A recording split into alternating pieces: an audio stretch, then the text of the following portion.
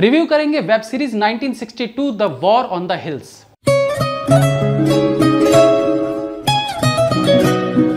Hindi cinema में patriotic film को एक एडवांटेज जरूर मिलता है कि फिल्म खराब हो तो भी लोगों का एक इमोशनल अटैचमेंट तो फिल्म के साथ जुड़ा ही रहता है।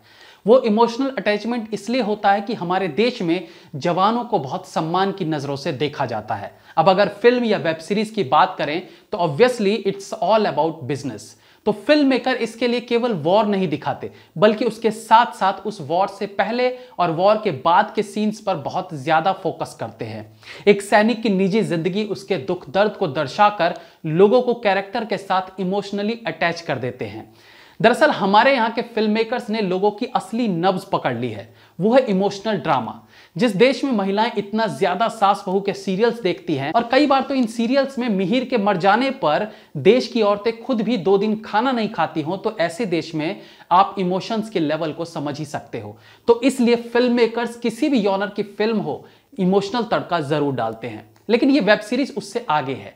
इसमें ना केवल इमोशनल तड़का डाला गया है बल्कि triangular love story, drama, patriotic attachment के लिए देशभक्ति गाने, मतलब फिल्म में यूज होने वाली हर चीज को ब्रीफली दिखाने की कोशिश की है। नॉर्मली एक 2.5-3 घंटे की वॉर फिल्म में 50% वॉर सीन्स दिखाए जाते हैं या वॉर की तैयारी वाले दृश्य दिखाए जाते हैं और बाकी 50% मेलोड्रामा के लिए रखा जाता है, जिसमें उस सैनिक की गर्लफ्रेंड, मां, भाई, बीवी पर फोकस किया जाता है, जिसका कारण है वही जो मैंने अभी आपको बताया, इमोशनल एंगल। लेकिन इस वेब सीरीज में ये 50-50% वाला रेशियो नहीं है बल्कि 80-20 का है। यानी 20% वेब सीरीज में वो दिखाया गया है जो इसके टाइटल से प्रतीत होता है और 80% वो दिखाया गया है जो आपको लगा होगा कि 20% होगा, यानी फैमिली ड्रामा, रोमांस और इमोशनल सीन्स। मैं इससे पहले फिल्म के नेगेटिव चीजों पर फोकस करूं, इसके 2-4 पॉजिटिव चीजों पर बात कर लेते हैं। अगर इस वेब सीरीज की सबसे अच्छी चीज जो मुझे लगी तो वो है मेलियांग चैंग की एंट्री वाला बैकग्राउंड म्यूजिक। यकीन मानिए मुझे इससे बेहतर और कुछ नहीं लगा। इस बैकग्राउंड म्यूजिक को उनके कई सीन्स में यूज किया गया है। बाकी जितना भी इसमें वॉर सीन है, गोलीबारी है या फिर ड्रामा दिखाया गया है, वो सब मैक्सिमम जगह बिलो एवरेज है। हरियाणा के गांव रेवाड़ी के लोग कैसे बात करते हैं, उनके एक्सेंट किस प्रकार के हैं, उनका रहन सहन कैसा होता है, इस पर डायरेक्टर साहब ने मेहनत करने की, उसे जानने की कोशिश नहीं की। वेब सीरीज में सिपाही किशन यादव का किरदार निभाने वाले आकाश थोसर की मां और बाप को देखकर लगता है जैसे वो हरियाणा में नहीं, उत्तराखंड के किसी पहाड़ी क्षेत्र में रहते हों। आकाश थोसर हरियाणवी एक्सेंट तो बोलते ही नहीं, वो तो छोड़ ही दो, बल्कि कई जगह तो उनका मराठी एक्सेंट भी सुनने को मिल जाता है। जिस तरह से रेवाड़ी गांव को दिखाया गया है, जिस प्रकार से फौजियों के आने पर लोग इकट्ठा होते हैं या उनको जिस तरीके से उनका रहन सहन है, वो सब बहुत बनावटी लगता है। बड़ी इजीली समझ में आता है कि ये सब कुछ एक सेट बनाया गया है, जैसे शोले के गांव का था। इतना ही नहीं, गांव की ट्रायंगल लव स्टोरी, जात पात का एंगल, ये सब के लिए वेब सीरीज का 4 घंटे से ज्यादा समय वेस्ट किया गया है। वॉर फिल्मों में एक लिमिटेशन होती है वॉर सीक्वल से बाहर की चीजों को दिखाने की, लेकिन फिल्म का मेन फोकस वॉर सीन पर ही होता है या फिर उसकी तैयारी पर होता है। आप हॉलीवुड की ज्यादातर फिल्मों में यही देखेंगे। लेकिन चलो, क्योंकि हमारे यहाँ सास बहू वाली महिलाओं की मात्रा अधिक है तो उनके लिए यह फैमिली ड्रामा थोड़ा सा बढ़ा दिया जाता है। लेकिन इतना बढ़ाना। अब आते हैं फिल्म के खराब वीएफएक्स पर। ब्लास्ट के जितने भी सीन्स हैं वो स्टॉक फुटेज हैं, यानी वीएफएक्स के नाम पर यहां ब्लास्ट के फुटेज को यूज किया गया है। यहां कोई कंप्यूटर या सॉफ्टवेयर का इस्तेमाल नहीं किया गया है, जिसके कारण ये ब्लास्ट बेहद नकली लगते हैं। इतना ही नहीं, हिल्स के सीन में भी क्रोमा का इस्तेमाल महसूस किया जा सकता है। वेब सीरीज में यह मेंशन किया गया है कि चाइनीज जो हैं वो हिंदी में बोलेंगे ताकि हमें समझने में दिक्कत ना हो। लेकिन क्यों भाई? उनके इतने ज्यादा सीन्स नहीं हैं कि उन्हें गैंगस्टर की तरह हिंदी बोलते दिखाया जाता। वो चाइनीज बोलते और इंग्लिश या हिंदी सबटाइटल्स दिखा देते तो भी काम हो जाता। यहां तो लोगों ने दृश्यम जैसी मलयालम फिल्म भी सबटाइटल्स के सहारे पूरी देखकर रिव्यू भी कर दी, तो यहां तो कुछ ही सीन्स थे। अब आप ही सोचिए, चाइनीज हिंदी बोलते कैसे लगेंगे, और उसमें भी मेलियांग चांग तो क्योंकि सिंगर हैं, हिंदी अच्छे से जानते हैं, तो उनका प्रॉब्लम नहीं था। लेकिन बाकी के चाइनीज कैरेक्टर की हिंदी लिपसिंग मैच ही नहीं कर रही थी। इसके बाद अगर फिल्म के कलर ग्रेडिंग की बात करें तो यहां भी प्रॉब्लम है।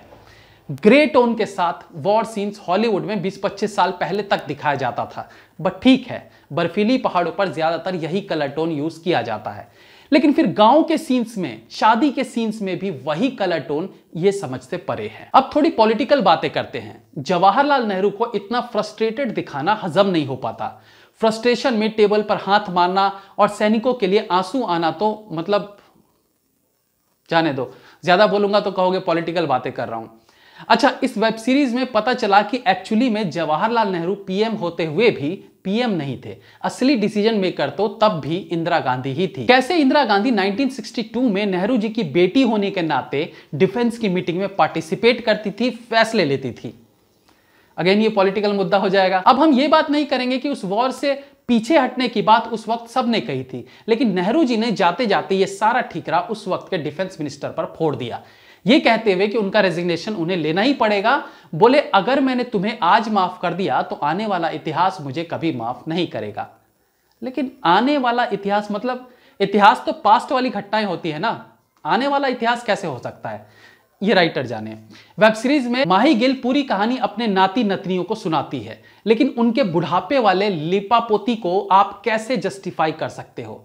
जब आपको इतना मेकअप लीपापोती करके ही दिखाना था तो माही गिल का ही इस्तेमाल क्यों नहीं किया गया, किसी और का इस्तेमाल करके सिर्फ उनकी आवाज क्यों रखी गई?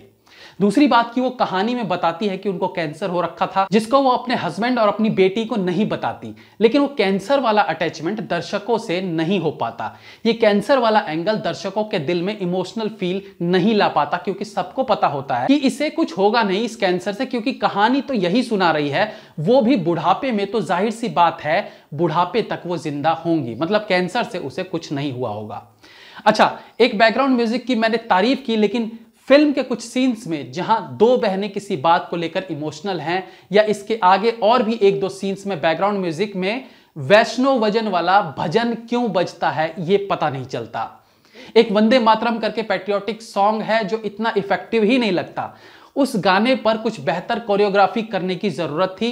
नॉर्मल सीन्स पर भी इस गाने को बैकग्राउंड म्यूजिक में यूज किया गया है जो बेमतलब लगता है। मतलब पैट्रियोटिज्म दिखाने की इस गाने से नाकाम कोशिश दिखाई पड़ती है। एक्टिंग की बात करें तो सुमित व्यास और अभय देओल का काम अच्छा है। फिल्म का एग्जीक्यूशन बेहतर होता तो इनसे और अच्छा काम लिया जा सकता था। रुचेलो राव का काम भी ठीक है, हालांकि उनके बैकग्राउंड पर फोकस करने में थोड़ा और समय दिया जा सकता था। मलयांग चैंग का स्क्रीन अपीयरेंस देखने में अच्छा लगता है, हालांकि उनके कैरेक्टर को थोड़ा भारत प्रेमी टाइप का रखा गया है जो थोड़ा खटकता है, क्योंकि उनका एंट्री सीन देखकर लगा था कि वो एक खूंखार किस्म के चाइनीज ऑफिसर के किरदार में होंगे। फिर भी उनका काम ठीक है। मुझे पता है ये रिव्यू थोड़ा लंबा हो गया, लेकिन अगर 2.5 घंटे की फिल्म को भी 5 मिनट में ही रिव्यू करें और 7 घंटे की फिल्म को भी, तो मामला गड़बड़ है। वो भी तब जब वेब सीरीज में चर्चा करने को बहुत कुछ हो। खैर, ऑल इन ऑल ये वेब सीरीज निश्चित तौर पर कई जगह डिसअपॉइंट करती है, बट स्टिल वेले हो तो एक बार इसे देख सकते हो। मेरी तरफ से 2 out of 5। Have a nice day.